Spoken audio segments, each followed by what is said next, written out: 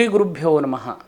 ನಮಃಶಾಂತಾಯ ದಿವ್ಯಾಯ ಸತ್ಯಧರ್ಮ ಸ್ವರೂಪಿಣೆ ಸ್ವಾನಂದಾಮೃತ ತೃಪ್ತಾಯ ಶ್ರೀಧರಾಯ ನಮೋ ನಮಃ. ಶ್ರೀಮಾತ್ರೇ ನಮಃ. ನಮಸ್ಕಾರ ವೀಕ್ಷಕರೇ, ವಿನಾಯಕ್ ಆಸ್ಟ್ರೋ ಟಾಕ್ಸ್ಗೆ ತಮಗೆಲ್ಲರಿಗೂ ಆದರದ ಸ್ವಾಗತ. ಈಗಾಗಲೇ ನಮ್ಮ ಚಾನಲ್ನಲ್ಲಿ ಹಿಂದಿನ ತಿಂಗಳದ ಮಾಸ ಭವಿಷ್ಯವನ್ನು ನೋಡಿದ್ದೀರಿ, ಉತ್ತಮ ರೀತಿಯಾಗಿರ್ತಕ್ಕಂಥ ಪ್ರೋತ್ಸಾಹವನ್ನು ಕೊಟ್ಟಿದ್ದೀರಿ.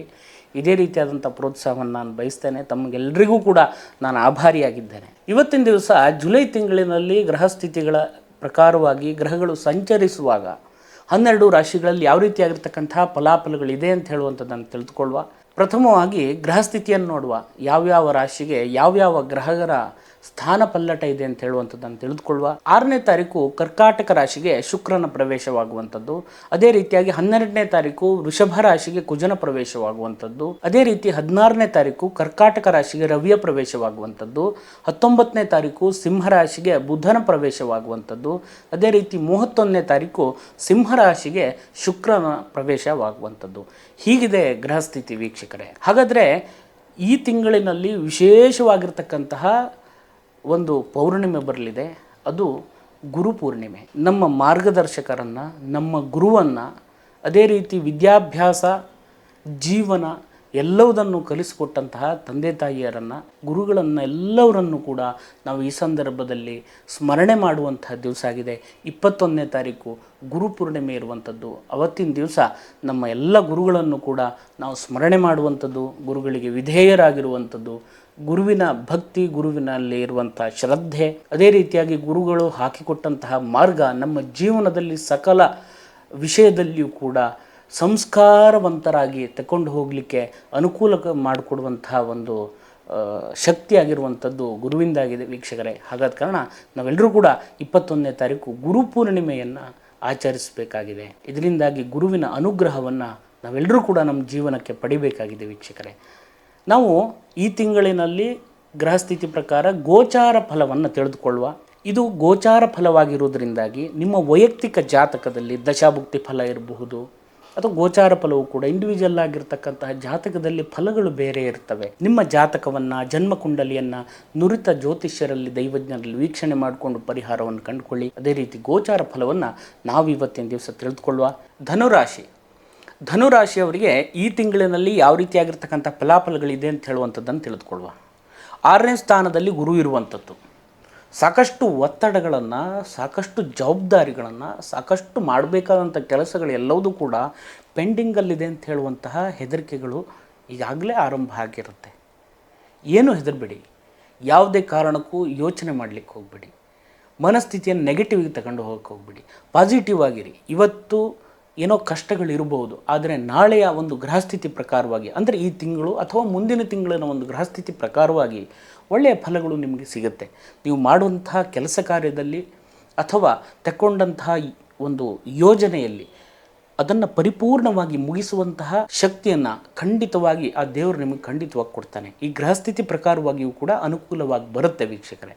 ಇನ್ನು ಚಿಂತನೆ ಮಾಡುವುದಾದರೆ, ದ್ವಿತೀಯ ಸ್ಥಾನವನ್ನು ನೋಡೋದಾದರೆ, ದ್ವಿತೀಯಾಧಿಪತಿಯಾಗಿರ್ತಕ್ಕಂಥ ಶನಿಯು ತೃತೀಯ ರಾಶಿಯಲ್ಲಿರುವಂಥದ್ದು. ಕುಟುಂಬದಲ್ಲಿ ಸ್ವಲ್ಪ ವಾದ ವಿವಾದಗಳೆಲ್ಲ ಬರುವಂಥ ಸಾಧ್ಯತೆಗಳಿರುತ್ತೆ. ಸಣ್ಣ ಪುಟ್ಟ ವಿಷಯಕ್ಕೂ ಕಿರಿಕಿರಿ ಮಾಡುವಂಥದ್ದು, ಯೋಚನೆ ಮಾಡುವಂಥದ್ದು, ಯಾವುದೋ ಒಂದು ಸಣ್ಣ ಪುಟ್ಟ ನಿರ್ಧಾರವನ್ನು ತಗೊಳ್ಳೋದಿದ್ರೂ ಕೂಡ ಕೆಲವಷ್ಟು ನಿಬಂಧನೆಗಳನ್ನು ಹಾಕ್ಕೊಳ್ಬೇಕಾದಂಥ ಸಂದರ್ಭಗಳು ಬರ್ಬೋದು. ಅಂದರೆ ನಿಮ್ಮ ಮಾತಿಗೆ ಅಥವಾ ನಿಮ್ಮ ಯೋಜನೆಗೆ ತಟಸ್ಥತೆ ಬರುವಂಥದ್ದು, ಇನ್ನೊಬ್ಬರು ಇನ್ನೊಂದು ರೀತಿ ಹೇಳುವಂಥದ್ದು, ನಿಮ್ಮ ಮನೆ ಸದಸ್ಯರು ನಿಮಗೆ ಆ ರೀತಿಯಲ್ಲ ಈ ರೀತಿ ಅಂತ, ಅಂದರೆ ಸರಿಯಾಗಿ ಮುಂದೆ ಹೋಗೋಕ್ಕೆ ಬಿಡಲ್ಲ ಅಂತ ಹೇಳುವಂಥ ಸ್ಥಿತಿಗಳು ಕೂಡ ಬರುವಂಥ ಸಾಧ್ಯತೆಗಳಿರುತ್ತೆ. ಜಾಗ್ರತೆಯಿಂದ, ಸರಿಯಾದಂಥ ವಿವೇಚನಾ ಶಕ್ತಿಯಿಂದ ಮುಂದುವರೆದಷ್ಟು ಅನುಕೂಲ ಅಂತ ಹೇಳುವಂಥದ್ದು ಕಂಡುಬರುತ್ತೆ ವೀಕ್ಷಕರೇ. ಇನ್ನು ಧನದ ಅಂದರೆ ದುಡ್ಡಿನ ವಿಷಯವನ್ನು ನೋಡುವುದಾದರೆ, ದುಡ್ಡಿಗೆ ಸಂಬಂಧಪಟ್ಟು ಅಲ್ಪ ಸ್ವಲ್ಪ ದಾಖಲೆ ಪತ್ರದಲ್ಲಿ ಅಥವಾ ಕೆಲವಷ್ಟು ಮೋಸಗಳು ಕೂಡ ಆಗುವಂಥ ಸಾಧ್ಯತೆಗಳಿರುತ್ತೆ. ಅದನ್ನೆಲ್ಲ ಪರಿಶೀಲನೆ ಮಾಡಿಕೊಂಡು ಮುಂದುವರೆದಷ್ಟು ಒಳ್ಳೆಯದು ಅಂತ ಹೇಳುವಂಥದ್ದು ಕಂಡುಬರುತ್ತೆ. ಪ್ರಮುಖವಾಗಿ ನೋಡಬೇಕಾಗಿರುವಂಥ ವಿಷಯ ಏನು ಅಂತಂದರೆ, ಬೆಳ್ಳಗಿರುವಂಥದ್ದೆಲ್ಲ ಹಾಲಲ್ಲ. ಯಾವುದು ಹಾಲು, ಯಾವುದು ಸುಣ್ಣ ಅಥವಾ ಇನ್ನೊಂದು ಯಾವುದು ಅಂತ ಹೇಳುವಂಥದ್ದು ಯೋಚನೆ ಮಾಡಿ ಮುಂದುವರೆದ್ರೆ ಬಹಳಷ್ಟು ಒಳ್ಳೆಯ ಫಲಗಳನ್ನು ನೀವು ಈ ತಿಂಗಳಲ್ಲಿ ಅನುಭವಿಸ್ತೀರಿ ವೀಕ್ಷಕರೇ. ಇನ್ನು ತೃತೀಯ ಸ್ಥಾನದಲ್ಲಿರ್ತಕ್ಕಂತಹ ಮೂಲ ತ್ರಿಕೋಣ ರಾಶಿಯಲ್ಲಿರ್ತಕ್ಕಂತಹ ಶನಿಯಿಂದಾಗಿ ಒಳ್ಳೆಯ ಫಲವನ್ನು ಅನುಭವಿಸ್ತೀರಿ. ಪರಾಕ್ರಮದಿಂದಾಗಿ ಕೆಲವಷ್ಟು ಕೆಲಸ ಕಾರ್ಯವನ್ನು ಅಥವಾ ಯಾವುದೇ ಕೆಲಸ ಕಾರ್ಯದಲ್ಲಿ ಯಶಸ್ಸಿಲ್ಲ ಅಂತ ಹೇಳುವಂಥ ಯೋಚನೆ ಈಗಾಗಲೇ ನೀವು ಅಂದ್ಕೊಂಡಿದ್ದರೆ ಏನು ಟೆನ್ಷನ್ ಮಾಡಬೇಕಾದ ಅಗತ್ಯಗಳಿಲ್ಲ.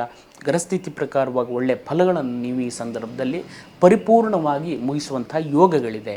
ಸಹಾಯಗಳು ಸಹಕಾರಗಳು ಸಿಗುವಂಥ ಯೋಗಗಳಿದೆ. ಸಹೋದರರಿಂದ ಒಳ್ಳೆಯ ರೀತಿಯಾದಂತಹ ನಿಮಗೆ ಸಹಕಾರಗಳು ಬೆಂಬಲ ಸಿಗುವಂಥ ಯೋಗಗಳಿದೆ.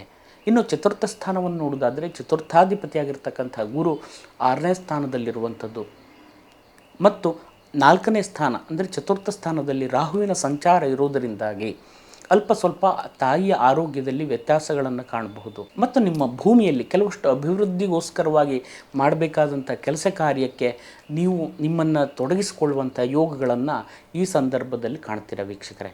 ಇನ್ನು ನೂತನವಾಗಿ ವಾಹನ ಖರೀದಿ ಮಾಡುವವರಿಗೆ ಸ್ವಲ್ಪ ಒಂದು ಕಿವಿಮಾತು ಹೇಳುವಂಥದ್ದು ಏನು ಅಂತಂದರೆ, ಸ್ವಲ್ಪ ಮುಂದೆ ಈ ಆಲೋಚನೆಯನ್ನು ವರಿಸಿದರೆ ಅನುಕೂಲ ಅಂತ ಹೇಳುವಂಥದ್ದು ಕಂಡುಬರುತ್ತೆ ವೀಕ್ಷಕರೇ.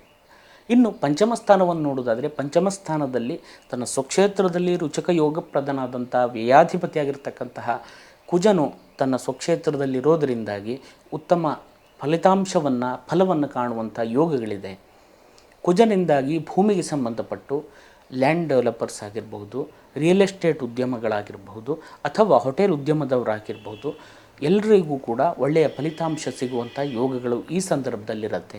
6ನೇ ಸ್ಥಾನದಲ್ಲಿರ್ತಕ್ಕಂಥ ಗುರುವಿನಿಂದಾಗಿ ಸ್ವಜನರೇ ಶತ್ರುಗಳಾಗುವಂತಹ ಸಾಧ್ಯತೆಗಳಿದೆ. ನಿಮ್ಮ ಮಿತ್ರರೇ ಎಲ್ಲರೂ ಶತ್ರುಗಳಾದರು ಅಂತ ಹೇಳುವಂಥ ಟೆನ್ಷನ್ ಮಾಡ್ಕೊಳ್ಬೇಕಾದಂಥ ಅವಶ್ಯಕತೆಗಳಿಲ್ಲ. ಈ ನಡೀತಾ ಇರುವಂಥ ಗ್ರಹಸ್ಥಿತಿ ಪ್ರಕಾರವಾಗಿ ಅಲ್ಪ ಸ್ವಲ್ಪ ಆ ರೀತಿ ಬರಬಹುದು, ಆದರೂ ಏನು ಟೆನ್ಷನ್ ಮಾಡಬೇಕಾದಂಥ ಅವಶ್ಯಕತೆಗಳಿಲ್ಲ. ಇನ್ನು ಸಪ್ತಮ ಸ್ಥಾನದಲ್ಲಿ ಸಂಚಾರ ಮಾಡುವಂತಹ ರವಿಯಿಂದಾಗಿ ದಾಂಪತ್ಯ ಜೀವನದಲ್ಲಿ ಅಲ್ಪ ಸ್ವಲ್ಪ ವಾದ ವಿವಾದಗಳು ಕಲಹಗಳು ಎಲ್ಲ ಬರುವಂಥ ಸಾಧ್ಯತೆಗಳಿದೆ. ಅದನ್ನೆಲ್ಲ ಸರಿದೂಗಿಸ್ಕೊಂಡು ಹೋಗುವಂತಹ ಶಕ್ತಿಯೂ ಕೂಡ ನಿಮಗೆ ಬರುತ್ತೆ ಅಂತ ಹೇಳುವಂಥದ್ದು ಕಂಡುಬರುತ್ತೆ ವೀಕ್ಷಕರೇ. ಪಾರ್ಟ್ನರ್ಶಿಪ್ ಬಿಸ್ನೆಸ್ ಇರಬಹುದು ಅಥವಾ ದೂರದ ಊರಿಗೆ ಸಂಚಾರ ಮಾಡುವಂಥದ್ದು ಇರಬಹುದು. ಅನಗತ್ಯವಾದಂಥ ತಿರುಗಾಟಗಳನ್ನು ಕೂಡ ಈ ಸಂದರ್ಭದಲ್ಲಿ ಮಾಡುವಂಥ ಸಾಧ್ಯತೆಗಳಿರುತ್ತೆ ವೀಕ್ಷಕರೇ. ಇನ್ನು ಅಷ್ಟಮ ಸ್ಥಾನವನ್ನು ನೋಡೋದಾದರೆ ಅಷ್ಟಮ ಸ್ಥಾನಕ್ಕೆ ರವಿಯ ಪ್ರವೇಶವು ಕೂಡ ಈ ತಿಂಗಳಿನಲ್ಲಿ ಇರೋದರಿಂದಾಗಿ ಮತ್ತು ಶುಕ್ರನು ಅದೇ ಸ್ಥಾನದಲ್ಲಿರೋದರಿಂದಾಗಿ ತನ್ನ ಮಿತ್ರನ ಮನೆಯಲ್ಲಿ ಇರೋದರಿಂದಾಗಿ ಒಳ್ಳೆಯ ರೀತಿಯಾದಂಥ ಫಲವನ್ನು ಈ ಸಂದರ್ಭದಲ್ಲಿ ಕಾಣಿಸ್ತೀರ. ಒಳ್ಳೆಯ ರೀತಿಯಾದಂಥ ಫಲವನ್ನು ಈ ಸಂದರ್ಭದಲ್ಲಿ ನೀವು ಕಾಣ್ತೀರ. ಕೈಗೊಂಡಂಥ ಕೆಲಸ ಕಾರ್ಯವನ್ನು ಯಶಸ್ವಿಯಾಗಿ ಪೂರೈಸಿ ಗೌರವಗಳು ಸಿಗುವಂತಹ ಸನ್ಮಾನಗಳು ಸಿಗುವಂಥ ಯೋಗಗಳನ್ನು ಈ ಸಂದರ್ಭದಲ್ಲಿ ಅನುಭವಿಸುವಂಥ ಯೋಗಗಳಿದೆ ವೀಕ್ಷಕರೇ. 9ನೇ ಸ್ಥಾನವನ್ನು ನೋಡೋದಾದರೆ 9ನೇ ಸ್ಥಾನಾಧಿಪತಿಯಾಗಿರ್ತಕ್ಕಂತಹ ರವಿಯು ಸಪ್ತಮ ಸ್ಥಾನದಲ್ಲಿರೋದರಿಂದಾಗಿ ಒಳ್ಳೆಯ ರೀತಿಯಾದಂತಹ ಕೆಲಸ ಕಾರ್ಯಗಳನ್ನೇ ಮಾಡಿಕೊಂಡು ಹೋಗುವಂತಹ ನಿಮ್ಮ ಸ್ನೇಹಿತರಾಗಿರ್ಬೋದು, ಬಂಧುಗಳಾಗಿರ್ಬೋದು, ಇವರಿಂದ ಸಪೋರ್ಟ್ ಸಿಗುವಂಥ ಸಾಧ್ಯತೆಗಳಿದೆ. ಮತ್ತು ಸಮಾಜಮುಖಿಯಾದಂತಹ ಕೆಲಸ ಕಾರ್ಯಗಳಿಂದಾಗಿ ಗೌರವ ಸನ್ಮಾನಗಳು ಕೂಡ ಸಿಗುವಂಥ ಯೋಗಗಳು ಈ ಸಂದರ್ಭದಲ್ಲಿದೆ ಅಂತ ಹೇಳುವಂಥದ್ದು ಕಂಡುಬರುತ್ತೆ ವೀಕ್ಷಕರೇ. ಇನ್ನು 10ನೇ ಸ್ಥಾನವನ್ನು ನೋಡೋದಾದರೆ ಉದ್ಯೋಗ ಸ್ಥಾನ ಅಂತ ಹೇಳ್ತೇವೆ. ಉದ್ಯೋಗದಲ್ಲಿ ಏರ್ಪೇರುಗಳಾಗುವಂಥ ಸಾಧ್ಯತೆಗಳಿರುತ್ತೆ. ನಿಮ್ಮ ಮೇಲಧಿಕಾರಿಗಳಿಂದ ಅಲ್ಪ ಸ್ವಲ್ಪ ಕಿರಿಕಿರಿಗಳು ಕೂಡ ಬರುವಂಥ ಸಾಧ್ಯತೆಗಳಿರುತ್ತೆ.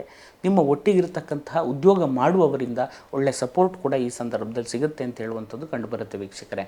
ಉದ್ಯೋಗ ಹುಡುಕ್ತಾ ಇರುವವರಿಗೆ ಒಳ್ಳೆಯ ಉದ್ಯೋಗ ಕೂಡ ಸಿಗುವಂಥ ಯೋಗಗಳಿದೆ. ಸ್ವಲ್ಪ ಡಿಲೇ ಆಗ್ಬೋದು, ಆದರೆ ಒಳ್ಳೆಯ ಉದ್ಯೋಗ ಕೂಡ ಸಿಗುತ್ತೆ ವೀಕ್ಷಕರೇ.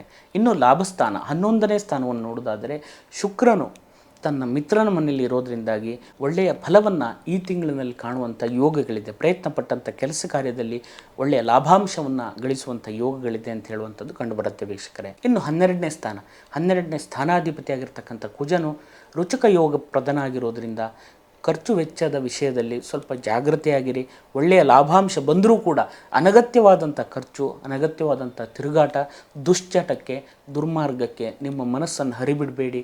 ಅದನ್ನು ನಿಯಂತ್ರಣದಲ್ಲಿಟ್ಟುಕೊಂಡು ನಿಮ್ಮ ಕೆಲಸವನ್ನು, ನಿಮ್ಮ ಕಾರ್ಯವನ್ನು ಪ್ರಗತಿಯಲ್ಲಿ ತೆಕ್ಕೊಂಡು ಬಂದು ಅದರಲ್ಲಿ ಯಶಸ್ಸಾಗಿ ಅಂತ ಹೇಳುವಂಥದ್ದನ್ನು ಈ ಮೂಲಕವಾಗಿ ನಾನು ನಿಮಗೆ ತಿಳಿಸ್ತಾ ಇದ್ದೇನೆ ವೀಕ್ಷಕರೇ. ಇದಿಷ್ಟೆಲ್ಲ ಒಳ್ಳೆಯ ಫಲಗಳಿದ್ದರೂ ಕೂಡ ಅಲ್ಪ ಸ್ವಲ್ಪ ದೋಷ ಫಲಗಳು ಕೂಡ ಇರೋದರಿಂದಾಗಿ ಯಾವ ದೇವರ ಮೊರೆ ಹೋದರೆ ಅಥವಾ ಯಾವ ದೇವತಾ ಉಪಾಸನೆಯನ್ನು ಮಾಡಿದರೆ ಒಳ್ಳೆಯ ರೀತಿಯಾದಂಥ ಫಲಗಳಿದೆ ಅಂತ ಹೇಳುವಂಥದ್ದನ್ನು ನೋಡೋದಾದರೆ ದೇವಿಯ ಆರಾಧನೆ, ಮಹಾಕಾಳಿ, ಮಹಾಲಕ್ಷ್ಮಿ, ಮಹಾ ಸರಸ್ವತಿ ಐಕ್ಯ ಸ್ವರೂಪಿಣಿಯಾದಂತಹ ದುರ್ಗಾ ಪರಮೇಶ್ವರಿಯ ಆರಾಧನೆ, ಮಾತೃಸ್ವರೂಪಿಣಿಯ ಆರಾಧನೆ, ಈ ತಾಯಿಯ ಆರಾಧನೆ ಮಾಡೋದರಿಂದ ನಿಮಗೆ ಬಂದಿರತಕ್ಕಂಥ ಸಕಲ ಸಂಕಷ್ಟ ಕೂಡ ನಿವಾರಣೆ ಆಗುತ್ತೆ. ಏನು ಮಾಡಬೇಕು, ಆರಾಧನೆ ಅಂದರೆ ಏನು ಮಾಡಬೇಕು ಅಂತ ನೀವು ಕೇಳಿದರೆ, ಆ ಕ್ಷೇತ್ರದಲ್ಲಿ ಆ ದೇವಸ್ಥಾನದಲ್ಲಿ ಕುಂಕುಮಾರ್ಚನೆ ಸೇವೆಯನ್ನು ಮಾಡುವುದರಿಂದಾಗಿ ಮತ್ತು ಲಲಿತಾ ಸಹಸ್ರನಾಮವನ್ನು ಪ್ರತಿನಿತ್ಯ ಪಠನೆ ಮಾಡುವುದರಿಂದಾಗಿ ಒಳ್ಳೆಯ ರೀತಿಯಾದಂಥ ಫಲವನ್ನು ತಾವು ಈ ಸಂದರ್ಭದಲ್ಲಿ ಕಾಣ್ತೀರಿ ಅಂತ ಹೇಳುವಂಥದ್ದನ್ನು ಈ ಮೂಲಕವಾಗಿ ನಾನು ಹೇಳ್ತೇನೆ ವೀಕ್ಷಕರೇ. ಇನ್ನೂ ಹೆಚ್ಚಿನದಾಗಿರ್ತಕ್ಕಂಥ ಫಲಾಫಲಗಳು ನಿಮಗೆ ಸಿಗಲಿ ಅಂತ ಹೇಳುವಂಥ ಪ್ರಾರ್ಥನೆಯನ್ನು ನನ್ನ ಆರಾಧ್ಯ ದೇವರಲ್ಲಿ ಕೂಡ ನಾನು ಮಾಡ್ತೇನೆ. ತಮಗೆಲ್ಲರಿಗೂ ಒಳ್ಳೆಯದಾಗಲಿ. ನಮಸ್ಕಾರ. ಶುಭಂ ಭೂಯಾತ್. ಈ ವಿಡಿಯೋ ಇಷ್ಟ ಆದಲ್ಲಿ ಲೈಕ್ ಮಾಡಿ, ಶೇರ್ ಮಾಡಿ, ಸಬ್ಸ್ಕ್ರೈಬ್ ಮಾಡಿ. ಒಳ್ಳೆಯ ರೀತಿಯಾದಂತಹ ಪ್ರೋತ್ಸಾಹವನ್ನು ಕೊಟ್ಟಿದ್ದೀರಿ. ನಿಮ್ಮ ಪ್ರೋತ್ಸಾಹಕ್ಕೆ ನಾನು ಆಭಾರಿಯಾಗಿದ್ದೇನೆ. ವೀಕ್ಷಕರೇ, ಜ್ಯೋತಿಷ್ಯಕ್ಕೆ ಸಂಬಂಧಪಟ್ಟಿರ್ತಕ್ಕಂಥ ಯಾವುದೇ ವಿಷಯಗಳನ್ನಾದರೂ ಕೂಡ ನೇರವಾಗಿ ಬಂದು ಪರಿಶೀಲನೆ ಮಾಡಿಕೊಂಡು ಬೇಕಾದಂಥ ಪರಿಹಾರವನ್ನು ಕಂಡುಕೊಳ್ಳಿ. ಕೆಳಗಡೆ ಕಾಣಿಸಿರತಕ್ಕಂತಹ ನಂಬರ್ಗೆ ಫೋನ್ ಮಾಡಿ ಅಪಾಯಿಂಟ್ಮೆಂಟನ್ನು ತಗೊಳ್ಳಿ. ಅದೇ ರೀತಿ ಫೋನ್ನಲ್ಲಿ ಯಾವುದೇ ರೀತಿಯಂಥ ಜ್ಯೋತಿಷ್ಯಕ್ಕೆ ಸಂಬಂಧಪಟ್ಟಿರಬಹುದು ಅಥವಾ ಆಧ್ಯಾತ್ಮಕ್ಕೆ ಸಂಬಂಧಪಟ್ಟಿರಬಹುದು ಯಾವುದೇ ವಿಷಯಗಳನ್ನು ಕನ್ಸಲ್ಟೇಷನನ್ನು ನಾವು ಮೊಬೈಲ್ನಲ್ಲಿ ಮಾಡಲ್ಲ. ನಿಜವಾಗಿ ಸಮಸ್ಯೆಯಲ್ಲಿ ನಾವು ಇದ್ದೇವೆ ಅಂತ ಹೇಳುವಂಥ ಪರಿಸ್ಥಿತಿಯನ್ನು ಎದುರಿಸ್ತಾ ಇದ್ದರೆ ನೇರವಾಗಿ ಬಂದು ಕನ್ಸಲ್ಟೇಷನ್ ತಗೊಂಡು ಸರಿಯಾದಂಥ ಪರಿಹಾರವನ್ನು ಕಂಡುಕೊಳ್ಳಿ. ಫೋನ್ ಮೂಲಕ ಯಾವ ಪರಿಹಾರವೂ ಆಗಲ್ಲ. ಅರ್ಧ ಗಂಟೆಯಲ್ಲಿ ಪರಿಹಾರ, 1 ಗಂಟೆಯಲ್ಲಿ ಪರಿಹಾರ, 24 ಗಂಟೆಯಲ್ಲಿ ಪರಿಹಾರ, ಈ ರೀತಿಯಲ್ಲಿ ಹೇಳುವವರೆಲ್ಲ ಇರ್ತಾರೆ. ಆ ವಿಷಯದ ಬಗ್ಗೆ ನಾನು ಏನೂ ಮಾತಾಡಲ್ಲ. ಅವರಿಗೆಲ್ಲ ನಮಸ್ಕಾರ. ನೀವು ಏನೇ ವಿಷಯ ಇದ್ದರೂ ಕೂಡ ನೇರವಾಗಿ ಬನ್ನಿ, ಸರಿಯಾದಂಥ ಒಂದು ಪರಿಹಾರವನ್ನು ತಗೊಳ್ಳಿ. ಫೋನ್ ಮೂಲಕವಾಗಿ ನಾವು ಯಾವುದೇ ಪರಿಹಾರವನ್ನು ಅಥವಾ ಜ್ಯೋತಿಷ್ಯ ವಿಮರ್ಶೆಗಳನ್ನು ಮಾಡಲ್ಲ. ನಮಗೆಲ್ರಿಗೂ ಒಳ್ಳೆಯದಾಗಲಿ. ನಮಸ್ಕಾರ. ಶುಭಂ ಭೂಯಾತ್.